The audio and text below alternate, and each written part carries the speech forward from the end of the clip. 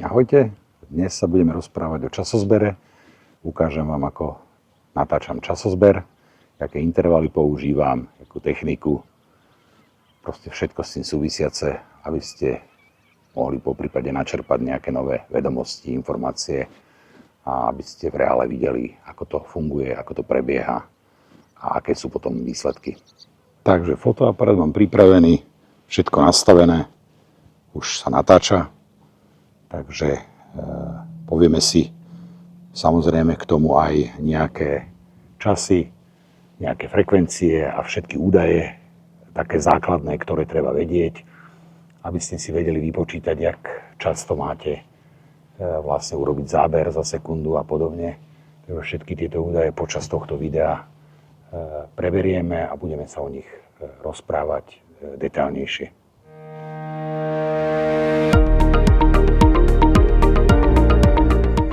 Kompozícia pripravená, nastavenie fotoaparátu mám na fotografovanie, režim manuálny, fotím intervalovým snímaním, 300 fotografií v intervale každé 3 sekundy, dĺžka fotenia bude asi 15 minút a finálne video bude mať 12 sekúnd pri 24 frameoch za sekundu alebo 25 frameoch za sekundu.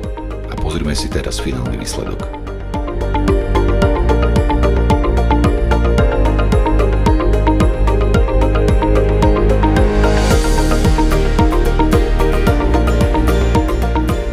Teraz sa nachádzam pod prístavným mostom, kde s dronom natáčam hyperlapse.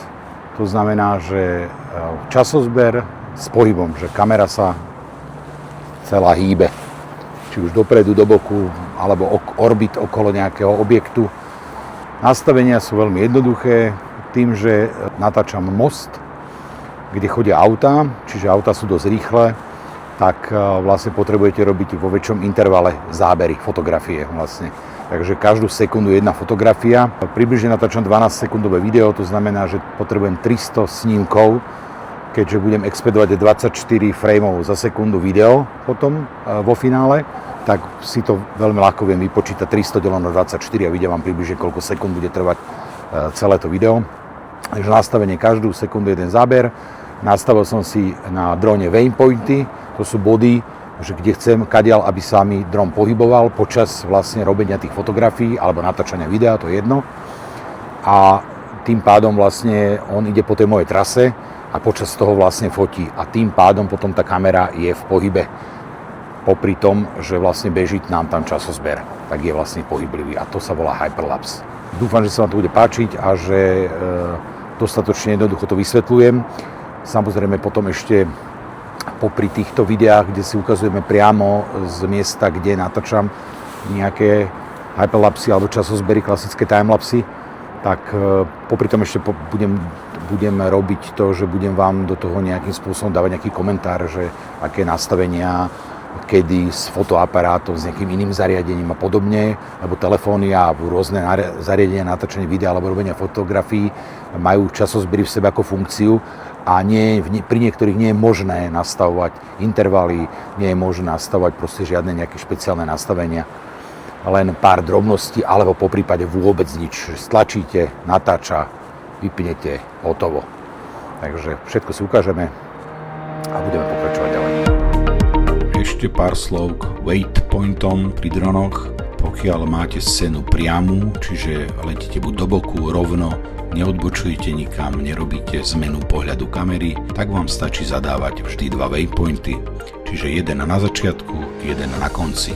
Pokiaľ však potrebujete meniť pohľad kamery alebo pohyb dronu, v takom prípade musíte waypointy zadávať vždy, keď prichádza k zmene. Je to veľmi jednoduché, vždy, keď niečo chcem zmeniť, proste zadám waypoint ďalší, až keď nemám hotovú celú scénu. Odporúčam z vlastnej skúsenosti pri časozberoch s dronom nerobiť to, že si naplánovať cestu, ktorá je 100, 200, 300 metrov dlhá, ale treba rátať s tým, že video nám bude trvať 12 sekúnd a aby ten pohyb bol plynulý, tak treba si zadať rozumnú dĺžku, povedzme 50-70 metrov maximálne. Ale treba to vyskúšať a sami zistíte, čo je pre vás najlepšie a ako to najlepšie funguje. Ďalej by som vás chcel upozorniť pri natáčaní s dronom na vietor, ktorý môže spôsobovať, ako uvidíte v záberoch. Mierne pohyby kamerou buď z hora nadol alebo zľava doprava, sprava doľava. Treba dávať na to pozor. Hyperlapsy je lepšie natáčať bez vetri. A teraz si pozrieme výsledok.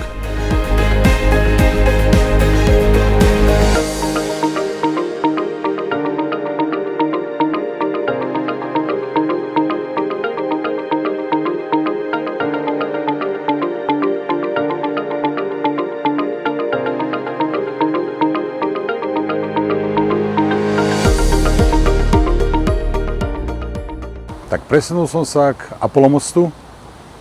Trošku sa zdvihol vietor, tak dúfam, že podmienky dovolia dokončiť prácu, pre ktorú som sem prišiel. Tak uvidíme, lebo je to tu také divoké. V ďalších finálnych záberoch si budete môcť všimnúť znovu, ako vietor spôsobuje trasenie obrazu, aj keď v postprodukcii som sa pokúšal to vyrovnať. Nie je to však možné, pokiaľ je vietor silný a pohyby sú prudké a rýchle. Preto vám vrelo odporúčam brať do úvahy veternostné podmienky, aby vietor bol buď veľmi slabý, poprípade žiaden, aby vaše zábery po výsledku boli plynulé, neboli trhané a aby ste s nich mali veľmi dobrý pocit a potešili aj vašich divákov.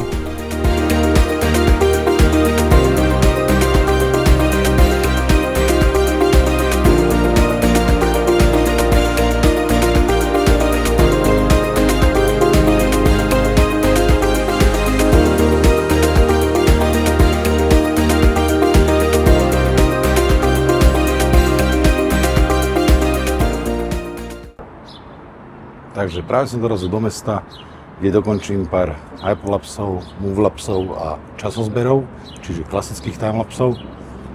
Sú to rôzne techniky, s nemenovaným zariadením to natáčam, nechcem robiť reklamu, pretože tieto videá nie sú sponzorované. Tak dúfam, že máte preto pochopenie a pokiaľ by ste mali ale nejaké dotazy kvôli typom značiek a zariadení, ktoré používam, tak napíšte do komentu a niečo by som s vami pozdielal.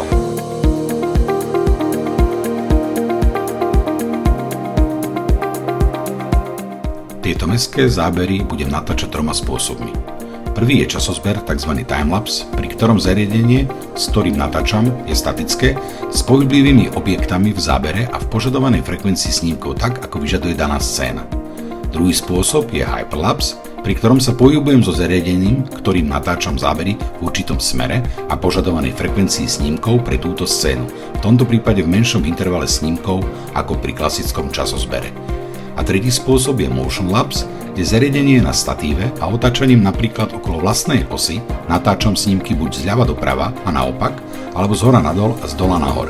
Frekvencia snímkov je takisto ako časozber.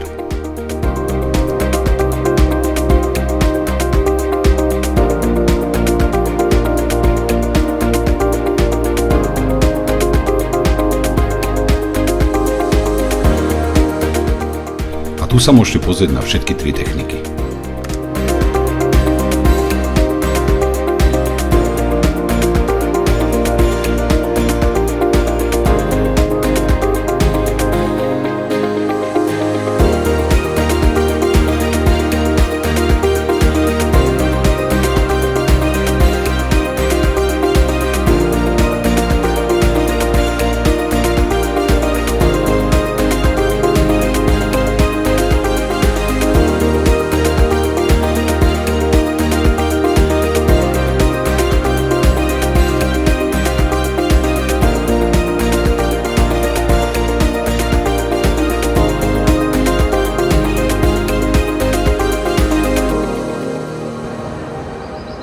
Na záver sa vám chcem poďakovať za vašu pozornosť a za váš čas. Nezabudnite si zapnúť odber a upozornenia na odber a pevne verím, že sa vidíme na budúce. Majte sa krásne.